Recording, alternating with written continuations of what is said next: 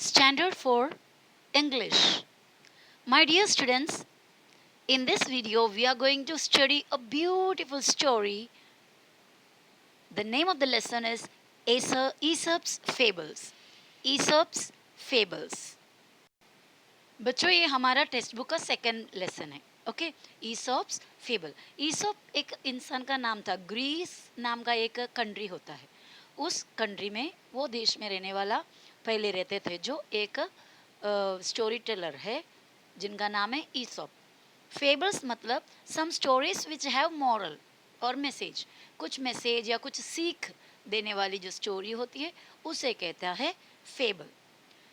सो fable का meaning यहाँ पे दिया है हमें. देखो, fables are short stories that have a moral और मैसेज फॉर अस. फेबल क्या है? शॉर्ट स्टोरी है, छोटे छोटे स्टोरीज होते हैं. That have a moral. Moral यानी अच्छे कोई मैसेज, अच्छा कोई संदेश. Message for us. फेबल्स छोटे छोटे स्टोरी होते हैं जो हमें कुछ सीख देती है. Something to learn and keep in mind as we grow up. Something to learn and keep in mind as we grow up. कुछ ऐसी बातें जो हम जैसे जैसे बड़े होते जाएंगे हमको बड़ा होने पर क्या क्या अच्छे अच्छे गुण सीखना है, क्या क्या मैसेजेस सीखना है. ऐसे कुछ मैसेजेस हमें मिलता है फेबल में से. Most of the fables have animal characters who think and act just like human beings.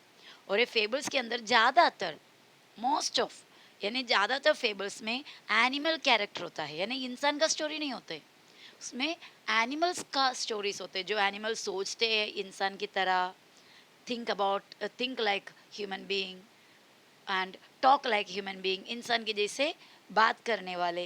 Act like human beings. इंसान के जैसे काम करने वाले एनिमल्स को ये फेबल्स के अंदर डाला हुआ है. यानी फेबल्स एनिमल्स का स्टोरीज ज़्यादातर होता है.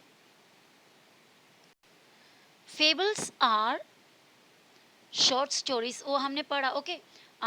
दैट हैव अ मॉरल और message for us, something to learn and keep in mind as we grow up. Most of the fables have animal characters who think and act just like human beings. It is believed that many of the fables were first told by a wise person called Aesop. ऐसा यकीन विश्वास करते, believe करते हैं कि ज़्यादातर fables जो होते हैं सबसे पहले जो फेबल्स बनाया, फर्स्ट टोल्ड यानी बोल के लोगों को बोलकर सुनाने वाला व्यक्ति कौन है? A person, a wise person, बहुत ही बुद्धिमान, बहुत ही इंटेलिजेंट एक पर्सन जिनका नाम ईसोप था. Aesop lived hundreds of years ago in a country called Greece. Aesop hundreds of years ago यानी बहुत बहुत सौ ऐसे बहुत सारे सालों पहले किधर रहते थे? ग्रीस नाम के कंट्री में रहते थे. His stories became so popular. इसके स्टोरीज सब बहुत ही पॉपुलर हो गया. पॉपुलर मीन्स पसंदीदा, लोगों को पसंद आते थे. That people pass them on from generation to generation. Generation to generation यानी ज़माने के और ज़माने आगे आगे नए नए ज़माने पे लोग क्या किए, एक जनरेशन से दूसरा जनरेशन में लोग इनकी स्टोरीज़ को बोल बोल के आने वाले पीढ़ियों तक पहुंचाए. कभी कितने पुराने साल में, बहुत ही हजारों साल पहले ईसोप ने ये स्टोरीज बोले थे और लोगों को ये स्टोरी इतने पसंद आ गया. It became so popular that people started telling this story and spreading this story generation after generation. Many proverbs and sayings, बहुत सारे कहावत. प्रोवर्ब क्या होता है? कहावत. सेइंग्स भी कहावत. That we use today are based on these fables. बहुत सारे स्टोरीज, बहुत सारे कहावतें जो अभी हम बोलते हैं ये सब इसी स्टोरीज के बेस पे हैं. यानी इसी स्टोरी में से कहीं ना कहीं मिले हुए हैं. Here are two well-known fables.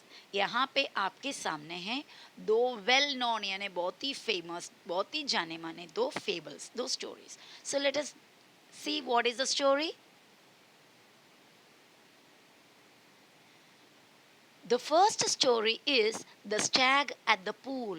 Stag means a deer. Stag क्या होता है? Deer होता है, हिरण. स्टैग यानी एक डियर होता है, हिरण होता है, मेल डियर। वो भी मेल डियर मतलब क्या होता है, डियर में भी हर हर लिविंग थिंग में लड़का और लड़की होते हैं ना। जैसा गाय लड़की है तो बैल यानी ऑक्स वो लड़का होता है, ऐसा लड़का डियर को कहते हैं, मेल डियर को कहते हैं Stag. The Stag at the pool, pool means a water body, जहाँ पर पानी बहुत जमा होकर पड़ा रहता है उसको पूल। हम आपने सुना होगा ना, स्विमिंग पूल, ऐसा छोटा सा एक तालाब जैसा पूल।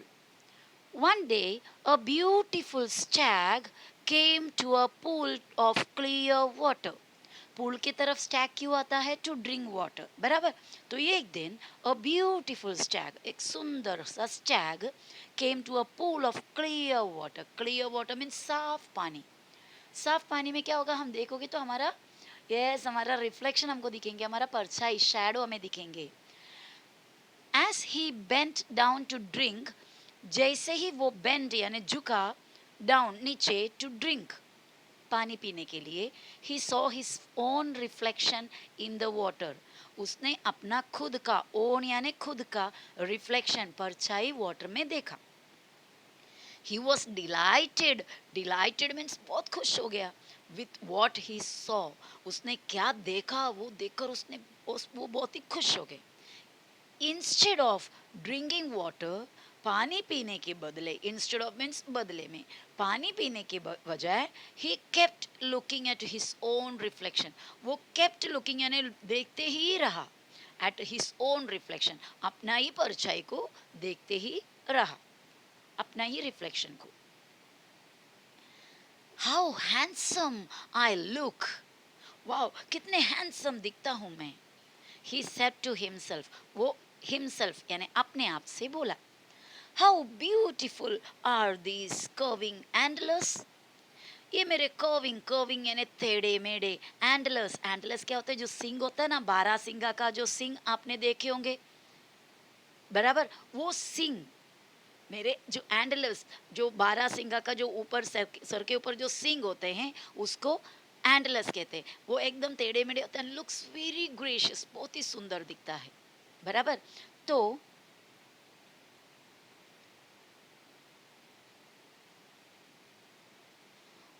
वो सोचा कि कितना सुंदर है मेरा curving antlers, how they add to my beauty, कितना सुंदर हो जाता है मैं, वो एंडलस मेरे बॉडी में, मेरे चेहरे पे ऐसे सर पे लगा हुआ है तो मैं और कितना सुंदर हो जाता हूँ। हाउ ग्रेसफुल दे लुक, कितने सुंदर दिखता है वो, कितने शानदार दिखते हैं ये antlers. Then he moved nearer and saw his legs reflected in the pool. Then he moved nearer, और पानी के पास नजदीक गया वो, to drink the water. And saw his legs, और उसने देखा उसके पैरों को, reflected in the pool, अपने पैरों को देखा जो पूल में रिफ्लेक्ट हो रहा था। He was quite disgusted, वो बहुत ही डिसअपॉइंट हो गया, डिसगस्टेड हो गया, उसके बहुत ही चिढ़ आ गया। Look at my legs, देखो मेरे पैरों को, उफ, ओह, दे आर सो अगली, कितने गंदे दिखते हैं। अगली मीन्स बहुत ही गंदे, ब्यूटीफुल का ऑपोजिट है अगली, कितने गंदे दिखते हैं। ऑल स्पिंडली विथ स्मॉल फीट, एकदम पतले पतले और छोटे से फीट, कितने गंदे दिखते हैं। All spindly, spindly means long and thin, बहुत ही बड़े लंबे और पतले। How I wish that nature had given me legs worthy of my stately antlers. How I wish, मैं कितना चाहता हूँ कि नेचर यानी कुदरत had given me, अगर मुझे दिया होता, legs worthy of my stately antlers, मेरे stately antlers के मतलब इतना शानदार antlers के साथ मैच होने वाला एक लेग मुझे दिया होता तो कितना अच्छा होता। As he was brooding in this way, the stag heard an arrow going swish across the pool. As he was brooding in this way, brooding means thinking deeply, बहुत ही गहराई से सोच रहा था, उधर खड़े खड़े, without drinking water, पानी पीना है तो पिया भी नहीं।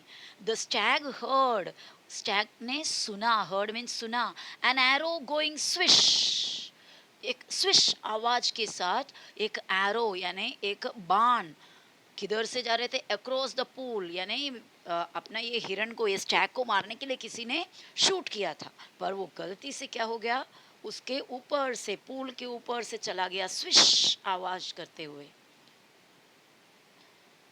At the same time, he picked up the scent of hunters. Same time में यानी उसी वक्त ही पिक्ड अप, उसने महसूस किया, द सेंट यानी स्मेल ऑफ हंटर्स। हंटर यानी जो हंटिंग करने आता है, जो शिकार करने आते हैं, शिकारी। कोई तो शिकारी लोगों का, इंसान का स्मेल उसको मिल गया। विथ अ क्विक टर्न, जल्दी से टर्न हो गया, ही बाउंडेड अवे, सीधे निकल पड़ा, भागने लगे। His legs carried him swiftly into the forest. उसके legs यानी उसके पैर, जो पैर को उसने गंदा बोले, बराबर, वो पैर उसको लेकर भागने लगे swiftly. Swiftly means बहुत ही speedily into the forest, जंगल के अंदर। The hunters were hot on his trail. Hunters भी छोड़ने वाले नहीं थे, जो शिकारी लोग थे। They were hot on his trail. उन लोग भी पीछे एकदम इसके पीछे जम के लगे। But they were no match for his speed. लेकिन hunters का स्पीड हिरन के स्पीड के साथ बिल्कुल मैच नहीं कर रहे थे। बिकॉज यू नो हिरन का स्पीड बहुत ही ज़्यादा होता है। हिरन, चीता, all this animals can run very, very fast compared to human beings. Soon the stag left the hunters far behind. Soon the stag left the hunters far behind. जल्दी से स्टैग भाग के हंटर्स को far behind, बहुत ही पीछे, left यानी छोड़ दिया, यानी बहुत पीछे छोड़ दिया, बहुत आगे निकल गए। Safe and out of hunters reach, safe and out of hunters reach, मतलब शिकारी लोगों के पहुंच से बहुत दूर, एकदम सेफ हो गया, एकदम सुरक्षित होने के बाद, the Stag slowed down. Stag क्या करने लगे? अपना स्पीड को स्लो किया। सडनली, अचानक, विदाउट रियलाइजिंग इट, इसको रियलाइज होने हुआ ही नहीं, मतलब रियलाइज होना यानी यकीन नहीं हुआ। ही वॉक्ड इनटू अ थिकेट, यानी अनजाने में, विदाउट रियलाइजिंग मीन्स अनजाने में, ही वॉक्ड, वो स्लोली स्लोली चलते चलते इनटू अ थिकेट। थिकेट क्या होता है? बहुत सारे जंगाड़ी ऐसे मिक्स होकर पड़ा रहता है ना, खड़े रहते हैं, जिसके अंदर घुसोगे तो हम फंस जाएंगे। वैसे वाले छोटे से एक थिकेट के अंदर, एक जंगाड़ी के अंदर फंस गए या घुस गए। Walk into a thicket. There were trees in with strong branches growing close together. और उधर क्या है थिकेट के अंदर? बहुत सारे ट्रीज, ज़्यादा ऊंचाई में वाले नहीं हैं, कम हाइट वाले ट्रीज वर थिकली ग्रोन, बहुत ही घने, ऐसा नज़दीक नज़दीक उसके ब्रांचेस, वो भी बहुत ही strong branches of trees were growing together, एक दूसरे से नज़दीक में रह रहे थे, बहुत सारे झाड़। एंड अलास, अलास मतलब अरे शट, ऐसा हम बोलते हो ना, वैसा इंग्लिश में बोलने के लिए अलास, आउच, कुछ बुरा होता है तो हम बोलते alas. The same antlers of which he was so proud, जो सेम एंटलर्स है इसके सर के ऊपर के, सेम सिंग, जिनके बारे में उसको बहुत ही प्राउड हो रहा था, बहुत ही गर्व हो रहा था, got caught in the thick growth, ये थिकेट के अंदर फंस गए। गॉट कॉट मीन्स फंस गए। अरे बाप रे, अब अगर हंटर्स नजदीक आया तो ये कैसा भागेगा, है ना?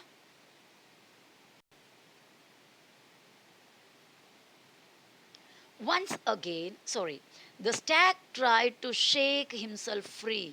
स्टैग क्या करने लगे? हमारे जैसा हाथ से उठाने का इसको सेपरेट हाथ वगैरह तो नहीं है, तो it started shaking its body. वो क्या करने लगा? अपना बॉडी को ऐसा शेक करने लगा, बहुत ही जोर जोर का हिलाने लगे, टू मेक हिमसेल्फ फ्री, अपने आप को उधर से छुड़ाने के लिए। But the more he struggle, जितना वो ज़्यादा घूमता है, शेक करता है, बहुत ही मतलब स्ट्रगल करता है, बहुत ही क्या बोलते हैं, एकदम झपटने लग जाता है या ऐसा मूव होने लग जाते हैं। The more entangled his antlers got in his branches, उसके एंटलर्स और ज़्यादा ज़्यादा एंटेंगल्ड यानी और फंस जाते ब्रांचेस के अंदर।